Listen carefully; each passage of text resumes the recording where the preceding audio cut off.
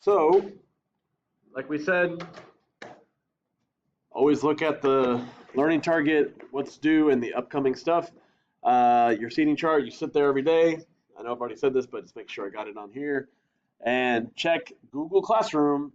You've been added there. That's where I'll post everything that we do. So look, okay, your quiz is based on 3 things. The 3 things we did, Tuesday, Wednesday, and Thursday. Okay, is everyone seeing this? Because this is a little review so before you take your quiz. First thing we did was invisible math, okay? Now, if you want a visual of that, remember I have these posters up here that have all the invisible math things we got to know. So this is a matching invisible math up here. So let's try this together. Is everyone looking at number 1? Okay, so what is 7y equal to over here? Yeah, number 2, 7y means 7 times y, because there's an invisible multiplier in between the number and the letter, right? We know that, hopefully. Roman numeral 2, negative y matches what? Which one? Okay, number 4, negative y means negative 1y, right?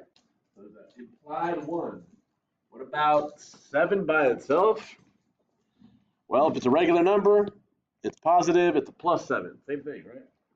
Last, y by itself, well, if there's nothing in front of it, there's an implied 1. Y is 1y, okay? So that's just some invisible math stuff. So that was kind of not too bad, hopefully. You're just going to have one question, one multiple choice. It's not even matching like that. So, number 2. Now notice the word here. It says to simplify, okay? So you're simplifying the expression.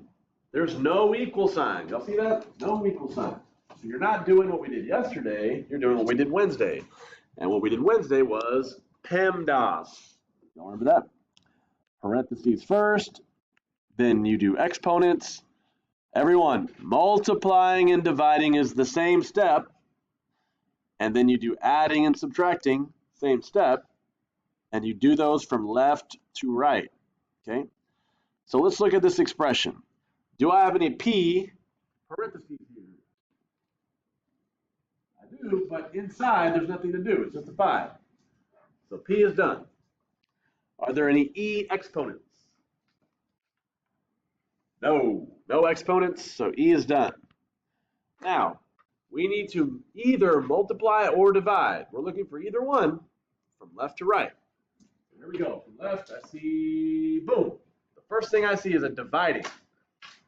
I know the temptation is to wait and multiply first, but it's either multiply or divide, right? So that's what we're going to do. The 10 divided by 2 has to be done first because it's MD from left to right. What is 10 divided by 2? 5. So 10 divided by 2 is 5. Bring everything else down. 40 minus. Parentheses 5 comes down. Plus 1 comes down. Once again, we're going to do MD from left to right. So they go left. This is some of the visible math, right? 5 parentheses 5 does mean multiply. What is 5 times 5? 20, yeah, 25. Bring everything else down. So bring down the 40 minus. Bring down the plus 1. All right, so 40 minus 25 is 15. 15 plus 1 is 16. Okay. You may have noticed the yellow calculators. I have enough for everyone. They're located in the back, but so if you ever need one, that's our station for now. Now, last but not least, number 3 is solving. It says the word solve, right? Now this is where we did yesterday. Y'all remember yesterday we do opposite things on both sides. Solve for x. Okay, so if I'm solving for x, what's on the side of x that I got to get rid of first? What's the loner? 5. 5's got to go first. How do I get rid of a positive 5? What's the opposite? Yeah, minus 5. Minus 5. That cancels out. Bring down 6x equals negative 7 minus 5 is negative 12. If you're not sure, calculator. If you're not sure how to use the yellow calculator, talk to me. I'll help you. Don't ask your friends, ask me, okay? So last step, 6x. That means 6, invisible math, times x. How do I get rid of that 6? What's the opposite of that multiplier? Dividing. Y'all know that? Number in front of the variable, you got to divide. So divide by 6, divide by 6. Negative 12 divided by 6 is negative 2. Okay? There are obvious distracting questions. If you do one little step wrong, you might find an answer, but please be careful when you do these steps. It's this short, 3 questions, okay?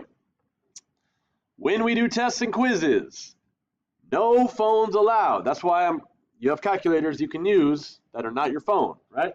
So your devices, while we're quizzing and testing, have to be put away. They can't even be on your desk. I don't want them face down. Put them in your pocket, put them on your bag. When you're done, go for it, okay? Also, when you finish, please finish those 2 assignments from the last 2 days, turn them in.